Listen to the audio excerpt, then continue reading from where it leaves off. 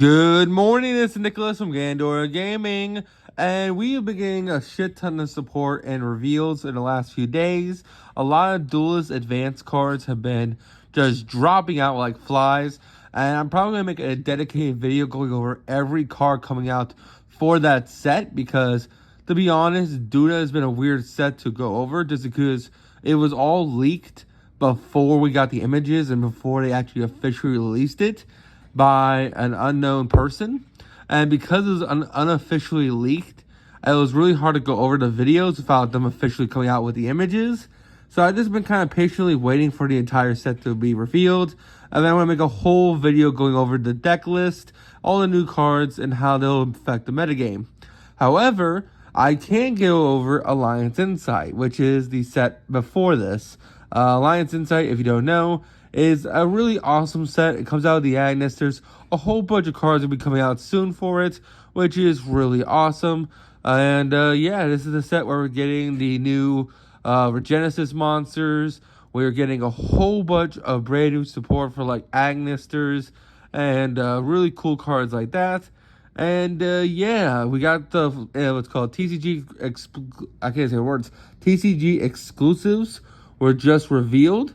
So I'm going to go over those, and then probably tomorrow or another day, I'll go over all the new Duda cards. So yeah, let's just get straight into this. So first things first, we have some brand new Premier cards revealed, and a form of Dawn Angel Kami, or KAMBI. This is a level 1 light fairy effect monster, 500 attack, 1800 defense. If you control no monsters or all monsters you control are fairy monsters, spell summon this card from hand. Then you contribute any number of fairy monsters, including this card. Spell summon one fairy monster from deck whose total level equals to the monsters that was tributed on the field. You can't spell summon the rest of the turn except fairy monsters. You can only use each effect of Dawn Angel Kariba once per turn. Pretty solid. First thing I thought about tributing was Diviner, because you tribute Diviner, you trigger its effect. Not to mention, Diviner can actually modulate its level. So that plus the modulate Diviner allows you to basically get any fairy in a game, which is pretty awesome. Really cool card. I'm not really sure what applications will be going forward. There's not really a dedicated fairy archetype going on right now, so I really don't know what this will see play in. However, it is just a free fairy extender if you're playing a fairy deck. It's just a free level 1 that spells some of stuff from hand. To get that bonus effect, you just have to play some other fairies. Next, talking about fairy monsters, we also have Hymir, the Divine Follower. This is a level 9 light fairy monster. 2200 attack, 2200 defense.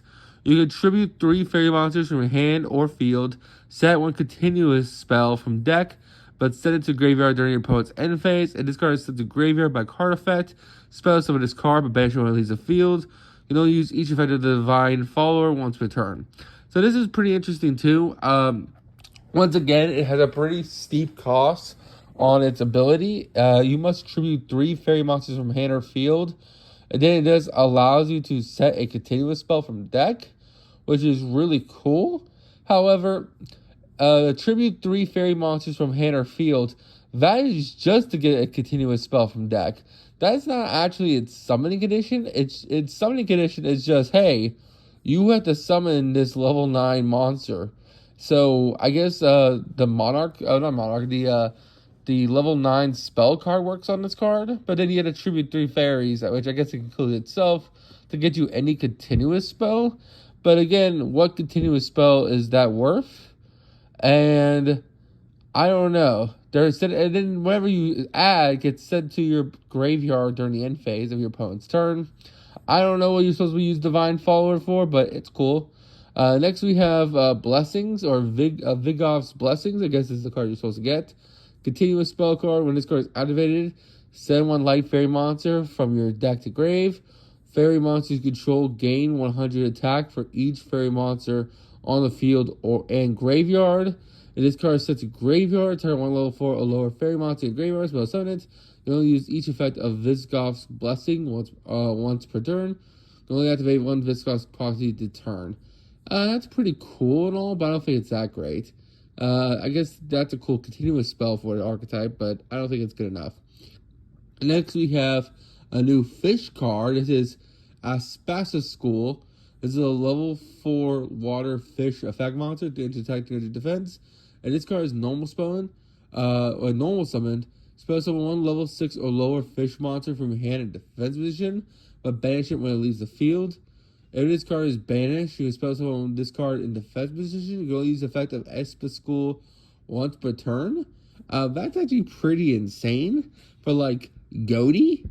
Like you can normal summon this, spell summon one of the Ghoti tuners, synchro this and the Ghoti tuner into the level 6 synchro, and just pop off from there.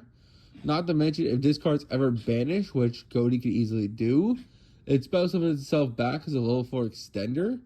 This card's really good for Ghoti, actually, which is pretty awesome. Next, we have a new Toxic Boxfish. This is a new level 4 water fish monster. 1800 attack, 800 defense. 1 tutor plus a non-tutor monster. If this card is synchro summoned, target one card in either graveyard, banish it. If this card is banished, target one face-up card your opponent controls, negates effects until the end of the next turn. You'll use each effective Toxic Bubble once per turn. This is also really good for Ghoti because they can make this using Paces and Shift. So they can normal summon Paces. Paces is supposed to start out Shift. No, because they're both tuners. Never mind, it does not work like that. How do they do this? Level 4 water fish synchro. Who's a non-tuner level 2? I'm not really sure. Maybe this card's not as good as I think it is, but it does seem pretty cool. Interesting. I don't know where to go from here with that one. Next we have Fish and Bids. This is a normal spell card. At the start of main phase, you can banish one card from your hand.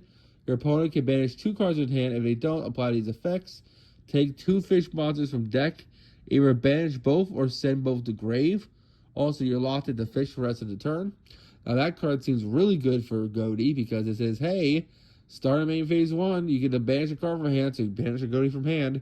And then your opponent has to banish either 2 cards from their hand, or you get to banish 2 fish from deck or grave, which is pretty insane. Really good card, but you have to start a main phase activated, so you can't search it out then do it. So there's a little bit of a restriction there. Then we have Replicant Lad. This is a new Dark Cybers effect monster. 2500 attack, 2500 defense. But banish one other level 7 or higher monster from your hand. Spell summon this card. Target one monster you control. Spell summon one monster from your deck with a different name that has 2 or more of the same level, attack, and defense. But you can't activate its effects this turn. You can only use each effect of Replicant Lad once per turn. I don't know what the purpose of this card is, but it seems pretty cool. I guess it's like a link climb way. I'm not really sure. It seems it at best. Next we have Sakura Vendra. This is a new Dark Psychic XYZ level 4, or rank 4. 2000 attack, 2500 defense. You can detach one material from this card to target one level / rank 4 psychic monster into your graveyard except himself. Spell summon it. If a monster is spell summoned while this card's in your main monster zone, you target one other face-up monster on the field. That monster becomes Sakura Village until the end of the turn. You can use each effect of this card once a turn. I don't know what the purpose of making a monster the same name. Interesting. Like, what's the point of that? Why would you like make a monster your name? I don't know. And then finally, the last card revealed is Tiki Piece. This is a brand new Tiki monster. It's a continuous trap card. Spell summon this card as an effect monster. 1800 attack, 1800 defense, level 4 rock monster. You'll use each of the following effects of this card once per turn. This is still a trap monster. Quick effect. Pay 800 life points. Spell summon one continuous trap except himself from your graveyard of banishment as a normal monster. Rock, Earth, AF level 4, 1000 attack, 1000 defense. Its name becomes Tiki Piece, even while this card's face down. This is not treated as a trap. You can only use each effect of Tiki Piece once per turn. Not a good card. I guess it's like an extender card, but I don't know. Tiki Piece seems like pretty shit, honestly. Overall, pretty interesting cards. I'm most excited about the Ghoti cards in the form of this Astral School and this lovely Fish for Bids. But other than that, it's okay.